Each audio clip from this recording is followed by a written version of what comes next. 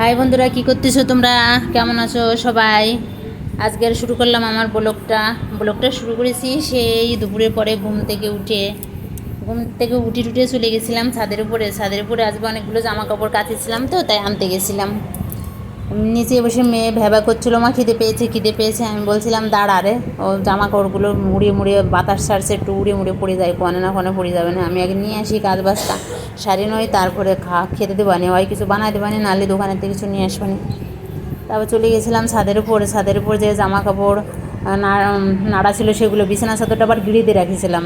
ক্লিপগুলো সব ভাঙতে ভাঙতে সব ভেঙে গেছে, খাওয়া হয়ে গেছে সব। ওই জন্য বিছানা চাদরটা উড়ে যায় নাকি রাস্তায়, ওই জন্য গিড়িতে রেখেছিলাম। সেই জামা কাপড়গুলো উঠাইয়ে আবার ওখানে লাউ গাছ লাগাইছিলাম, বুঝলে বন্ধুরা।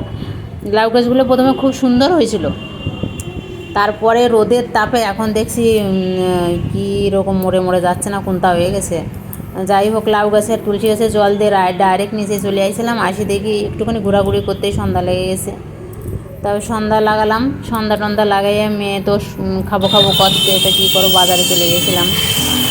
বাজারে যাইয়ে প্রথমে একটু কলা কিনলাম, কলা রাত্রেবেলায় রুটির সঙ্গে খাওয়ার জন্য কলা কিনলাম। তারপরে মোমোর দোকানে যেয়ে বললাম মোমো কিনিস না, স্যান্ডউইচ কেন, না হলে চাউমিন কেন। তা মেয়ে বললো না, মোমো খাবো।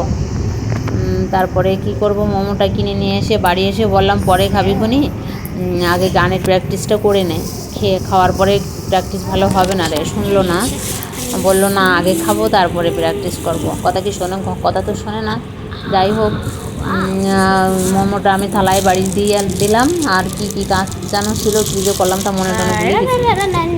মোমো খাচ্ছিল আর আমি কী যেন করছিলাম। যাই হোক, ও গানের প্র্যাকটিস করতে বসলো আর আমি একটু এদিক ওদিক কাজ করছিলাম, ঘোরাঘুরি করছিলাম।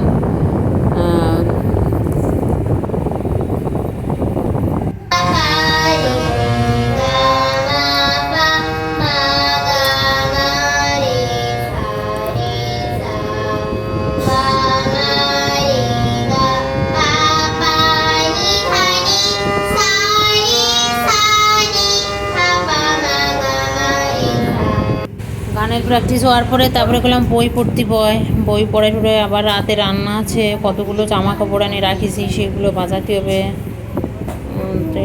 আবার সকালে স্কুল আছে, প্রাইভেট টিচার আসবে না, পড়াবে না। সকালে অনেক কাজ থাকে, সকালে চান করে পুজো দিয়ে তারপরে রান্না করি, তো অনেক সকালে খুব ব্যস্ত থাকি ভীষণ।